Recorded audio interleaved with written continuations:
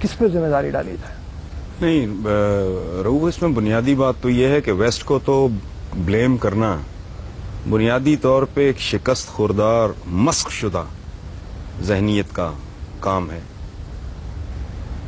میں کمزور ہوں، آپ طاقتور ہیں، تو مجھے اپنی کمزوری پہ کانسنٹریٹ کرنا چاہیے سو دیٹ یو کی ناٹ ابیوز مائی ویکنس.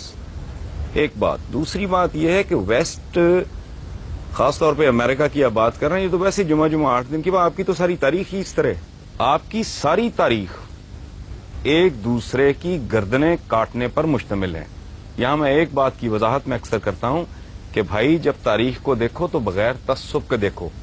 آپ لوگ اگر تاریخ کو مسخ کریں گے، تاریخ کا کچھ نہیں بگڑے گا، وہ آپ کو مسخ کر دے گی. بغیر تعصب سے دیکھنے کا نتیجہ یہ ہے کہ آپ درست نتائج پہ پہنچیں گے اور پھر شاید آپ اس کو ریکٹیفائی کرنے کا بھی سوچ سکیں.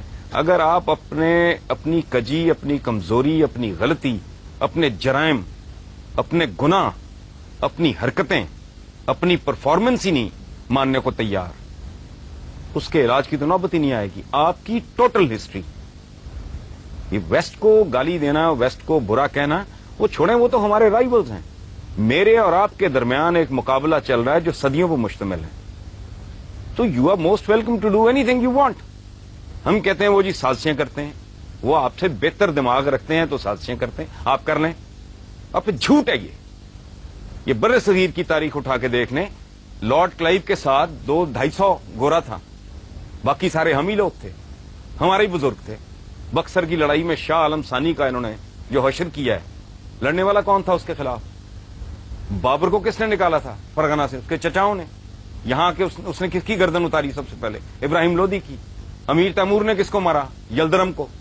پھر بنو امیہ، بنو عباس، یہ آپ کے ہاتھ سے اسپین گیا. اور پھر یہ اپروچ بھی غلط ہے، اسپین چلا گیا. اسپین آپ ابا آپ کی بری میں لے کے آئے تھے، آپ طاقتور تھے اس وقت، آپ ایکسپینڈ کر رہے تھے.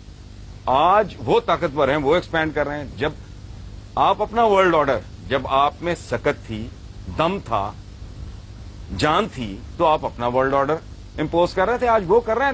رونا کس بات کا؟ اس کو گالی مت دیں، اپنے گریبان میں جھانکیں. ہمارے پنجابی میں کہتے ہیں اپنی منجی تھلے ڈانگ پھیرو، تو سمجھ آئے. آپ کی ٹوٹل تاریخ، یلدرم پورے یورپ کو اس نے آگے لگایا ہوا تھا. امیر تیمور صاحب یہاں سے روانہ ہوتے ہیں، جا کے اس کا ستیہ ناش کر دیتے ہیں.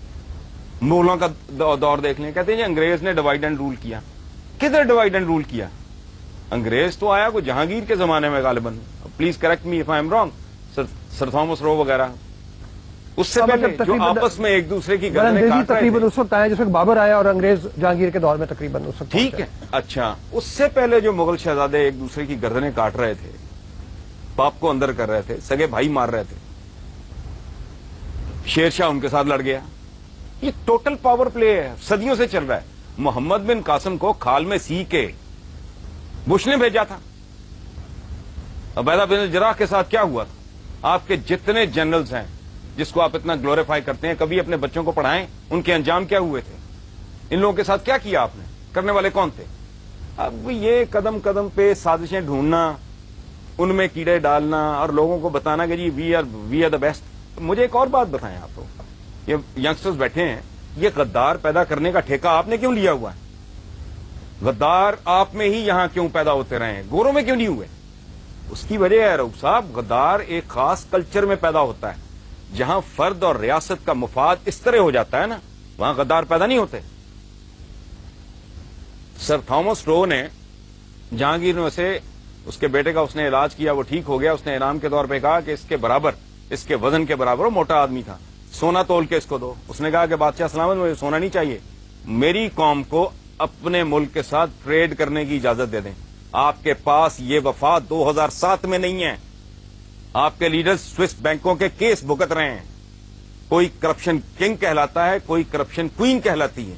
آپ کے ساتھ، آپ کے پاس اپنی بدنصیبی پہ غور کریں، یہ کمٹمنٹ 2007 میں نہیں ہے.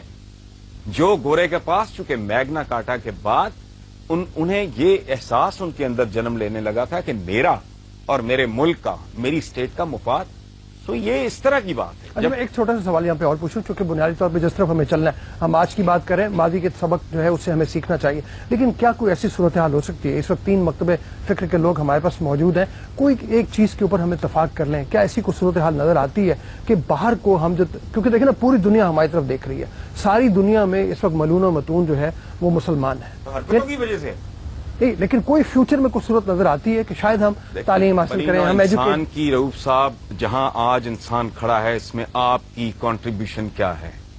आपसे मुराद मेरी, हम सब की 1 अरब 40 करोड़ मुसलमानों की कंट्रीब्यूशन क्या है? ये एक पैम्पर नहीं दे सके बनी नौ इंसान को, ये बॉल पॉइंट नहीं दे सके, ये गाड़ी की विंड स्क्रीन साफ करने वाला वाइपर नहीं दे सके। 56-57 इतने लगभग मुसलमान मुल्क हैं, एक में भी जमहूरियत नहीं है, डूब मरो। मैं सदियों से एक बड़ा दिमाग नहीं पैदा किया, इस मुल्क में एक बड़ा आदमी पैदा हुआ है, मैं इंटेलेक्चुअली बात कर रहा हूं। ये मुल्क है सबका है, जिन्ना साहब के स्टेटमेंट्स रिकॉर्ड पे हैं कि हिंदू अपनी जगह, फलां अपनी जगह, उसको आप जो भी लेबल लगाएं, डॉक्टर अब्दुल सलाम, उसको उन्होंने ठुड्डे मार के इस मुल्क से बाहर निकाल दिया। सदियों से एक बड़ा आदमी आपने पैदा नहीं किया। औकात यह है कि एक एवरेज लेवल का, एक आम सतह का दानिश्वर बात करता है क्लैश ऑफ सिविलाइजेशन, ये उसको सर पे बिठा लेते हैं और पूरी दुनिया में डिबेट पे शुरू हो जाती है। क्लैश ऑफ सिविलाइजेशन तो है ही नहीं, ये क्लैश ऑफ फेथ्स है। सिविलाइजेशन तो उनके पास है, आपके पास कौन सी सिविलाइजेशन है? बकरे में पानी इंजेक्ट करके उसका वजन बढ़ाने वाले, अपने बच्चों को नापाक गंदा गलीज दूध देने वाले, लाइफ सेविंग ड्रग्स में मिलावट करने वाले, जाली दवाइयां बनाने वाले, ला कानून, किसी मुल्क में ना आईन है ना कानून है, ना आवाम की कोई इज्जत है ना इज्जत है नफ्स है। आप रोटी नहीं दे सकते, इज्जत तो दें, आप वो भी नहीं दे सके। कौन सी